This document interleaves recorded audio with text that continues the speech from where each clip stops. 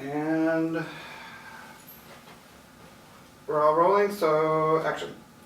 Hi, this is Crystal from Anime Milwaukee, and I'm here with Chris Cason. Thank you very much for attending or coming to Anime Milwaukee again. Well, thank you. Yeah. We're very happy that you're here and that you're doing autographs and doing panels. So thanks. You're welcome. I love it.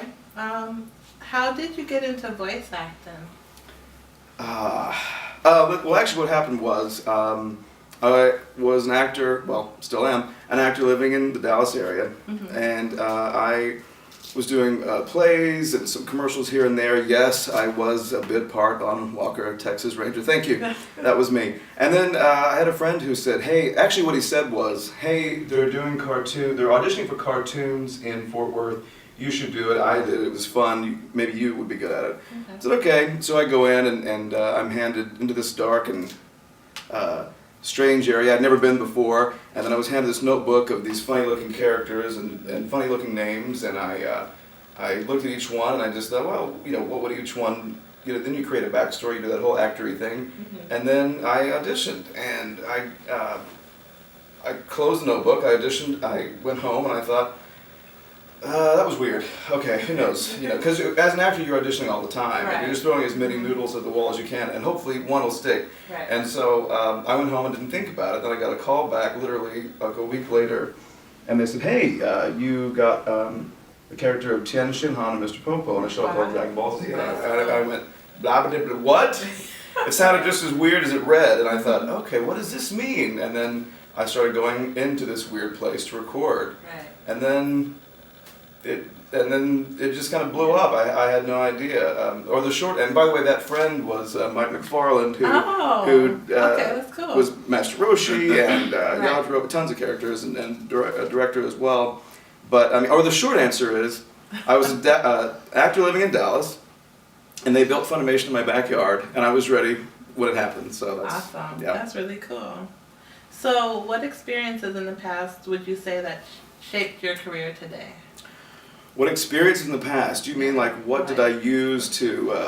Then maybe training. Like, did you do any acting, or did you train any or take classes for acting at all and such? Yes, I did. I did.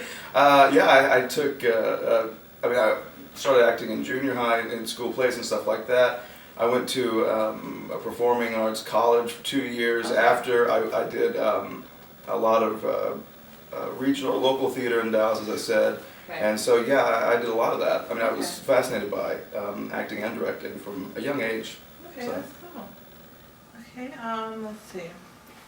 What is the voice acting role that you're most recognized by fans?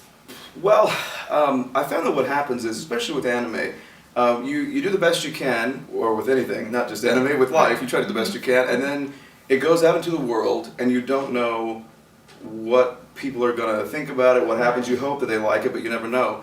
And I found that you can do, you can do many different anime titles, or just one, but it goes on TV, and millions of people see that one. So really, I would say that a character that I would be best known for would be one that was on TV. Right. So I think it would be, well, Mr. Popo seems to come up a lot, to the point where I'm pretty convinced it's going to end up on my tombstone, just an etched picture, which is good. I don't mean that he's going to be the death of me. No, I like him. I don't like Blue Popo, by the way. Gluttony is a big one from Full Metal Alchemist, so I'd say maybe those two. I guess those two. Oh, that's cool. And maybe, I'll just pick one. Yeah, that's fine. Okay. I was like, Italia's pretty big too, but yeah. Yeah. Your work has been featured on channels like Cartoon Network and Spike TV. Are there any significant differences between voice acting for American animation versus Japanese animation, like dubbing for over voices? Well, the only original content I've done has been for video games. Okay. So everything that you mentioned has been dubbed. Okay. And so that's its own challenge because you're doing it in a second language. I remember going to a con in Canada and I watched the Smurfs in French. Okay. Now, I don't know how to speak French, Right. but it was hilarious. So I mean, so really, it's kind of what we're doing. We're Right. taking the original source material and we're putting it in another language, Right. but it's its own challenge. I mean, mostly the flaps, the mouth flaps, because it's really hard to. The goal is to shoehorn a good performance into flaps that were not made for what you're saying Right. originally. Mm-hmm. So that's the trick. Right. Okay. Over 10 years of voice. You have over 10 years of voice acting, correct? With each passing year, it gets a little bit. Yes. And you've performed hundreds of characters. So is it difficult to come up with new and unique voices? Boy, I better say no to that. I mean, let's see. Is it difficult? Yeah, I think so. I think so because really, I mean, no matter who you are, with the possible exception of Mel Blanc or something, it is you. You only Right. have so many that you can possibly do, and then sometimes you're called upon to do your own voice or something very close to your own voice, Okay. and that is that's its own challenge because I tend to do. Creatures and kind of wackier characters, so to use my Right. own voice is kind of like that's strange for me to do my own, which is weird. But you know how that's something you have to get past because you know how when you leave an outgoing message on your machine, it's hi, you've reached blah blah blah, call me back. Yeah. You always do like 2 or 3 Right, because yeah. they're all like you hear your own voice and it sounds higher than you think it is or nasalier than you think it is, and it's never what you expect. So you have to get used to the sound of your own voice to do all this voice work. So. Okay. Cool. Having an experience of working behind the scenes in different roles, which role is your favorite and why? Which role is my? Yeah, like directing, script writing. That's tough. That's really hard. I directed for 8 years, and then so boy, that's hard. I think I'm gonna go.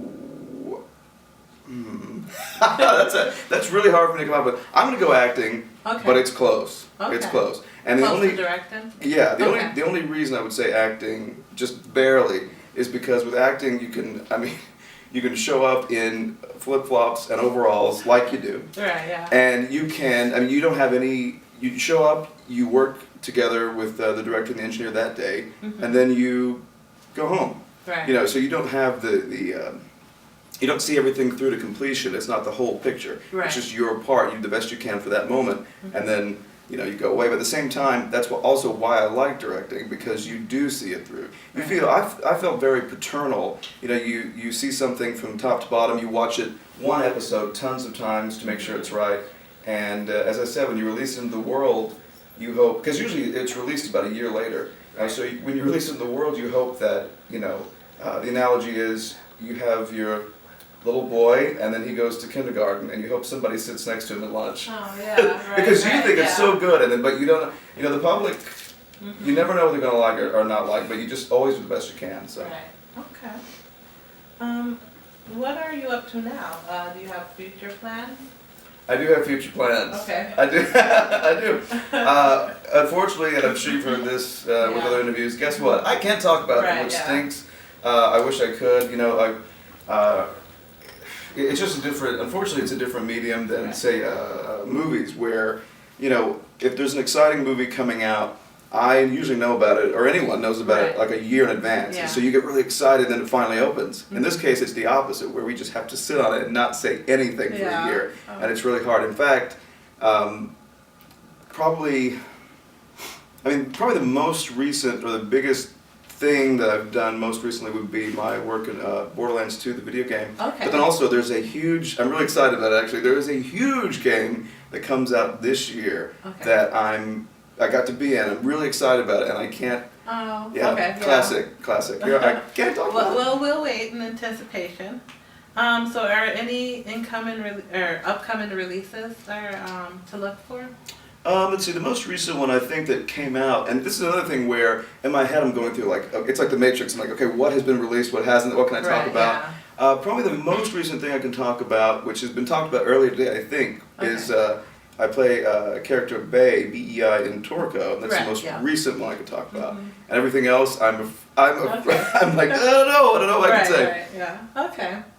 What would you like to share with your fans? Do you want to say anything? Yes, I do. Okay. Which camera? Okay. Can you bring it to that? No, I'm kidding. It's like a telethon. Please. No, I would say just thanks for watching. I mean, you know, if it wasn't for the fans, we couldn't do what we're doing. And I just feel very, you know, I think actually as the years progress, I get more and more grateful. I feel more of appreciation for what I'm doing because I know that it's really cool. And I know that, I mean, I don't take it for granted.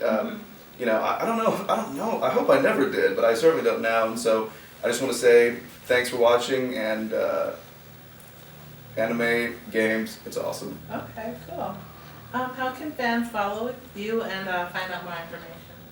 They can follow me, they can get on, let's see, on Facebook, a fan page was opened for me called Chris Cason's Anime Chuckle Hut. Oh, okay. That's right. And then on Twitter, I am, see, when I opened the account, I didn't realize how bad it sounded, but you would call it a Twitter, your Twitter handle, or your Twitter name, or I think it's handle. Handle, at, whatever.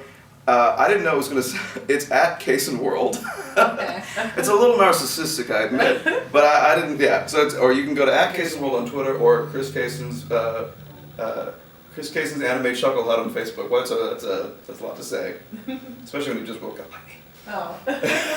There, I admit it. Well, good morning. Thank you. I was just sitting on a pillow, guys.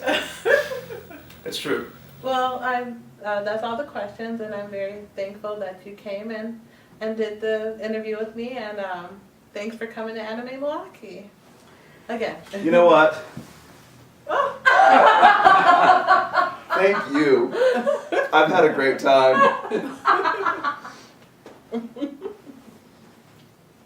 Okay. I guess that's great. I mean, this woman gives and gives. She's been doing this all day. And I know I'm like a sack of potatoes on your lap. Right, So, yeah. Let me that felt great. Better than the pillow? You bet.